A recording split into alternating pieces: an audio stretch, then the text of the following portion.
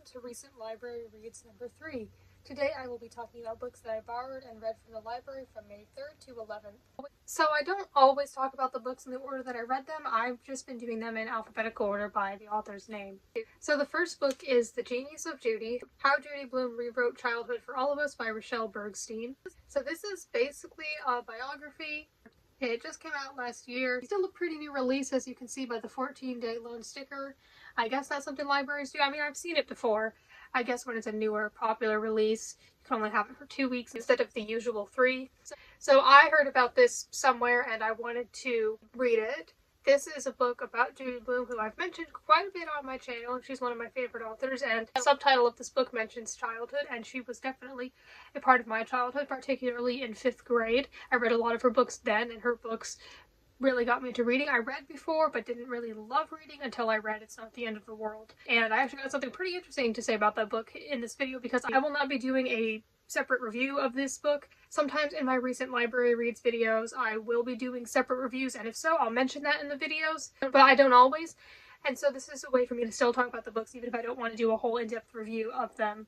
So this book sounded pretty interesting, and I wanted to check it out. Now this book already doesn't look very big, but literally this much of the book, this flap that I'm holding, is basically like the index and references. So it's actually this long, so it's even shorter than it looks. This book is, like I said, basically a biography about Judy Blume and about her life, and most of the books she wrote, some aren't mentioned, but of course the notable ones are, and it goes over the challenges and criticisms she faced, as well as her books being banned. So it takes a lot from interviews with her, or things the author saw her in, like something on TV. So it's got a lot of her own words in it, but of course it is not written by Judy Blume. This is from some other author, and it talks about how her books were culturally impactful but also controversial, and it will have like a section talking about Judy Blume's life, and then talk about some other books that came out around that time and how certain topics her books were about were viewed at the time and how they progressed and changed and people's different views of that. So this book does go a lot into that, and it's very political. If you're interested in reading this but you're not very interested in that, then I understand, so I wanted to let you know. So yeah, sometimes it'll go on for like a few pages about like some sort of political or social issue, but I think it made sense because it tied in with what the books were about, so it was understandable to me.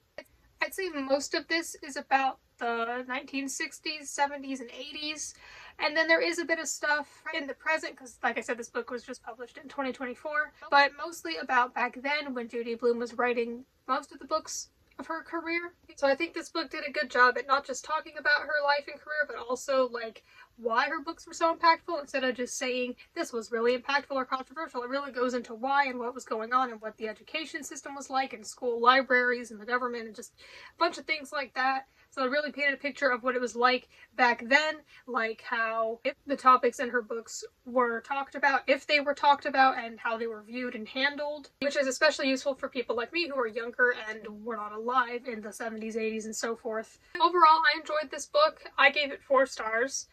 I enjoy learning about Judy Blume from basically any resource, and I plan on doing a review of the 2023 documentary Judy Blume Forever soon. And I think that this book really gave me a lot of perspective on things, issues, and environments that I have not personally experienced, and helped me understand other people's perspectives a bit better, because while I did read many of her books, some of them may not have affected or resonated with me in the way that they did for others, and so I think this book really helped me understand better. Now, the thing about It's Not the End of the World that I wanted to say, so on page 57, this is talking about a review that It's Not the End of the World got.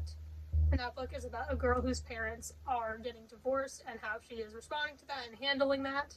And it says, "The New York Times dismissed it as self-help reading, a guide for those troubled by divorce that will have little interest for those that aren't." That was particularly interesting to me because, like I had said earlier in this video, that book was what made me really fall in love with reading, and I'm still not sure why, but the thing is, that didn't apply to me. That was not my situation. My parents were not divorced. I could not relate to that. So I didn't really feel a connection to the main character in that aspect. That was not an issue that I was dealing with.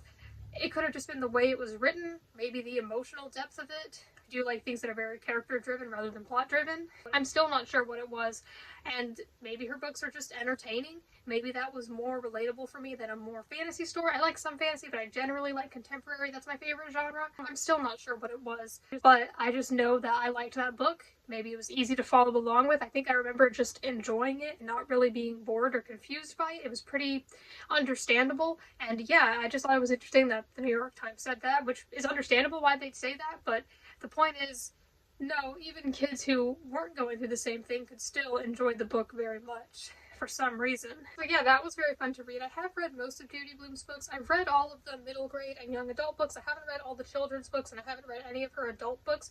Her adult books don't sound super interesting to me, though I probably will read In the Unlikely Event at one point. That one sounds a bit more interesting to me than the others. But also, I haven't been an adult for very long, so maybe when I'm a little older they will apply to me more.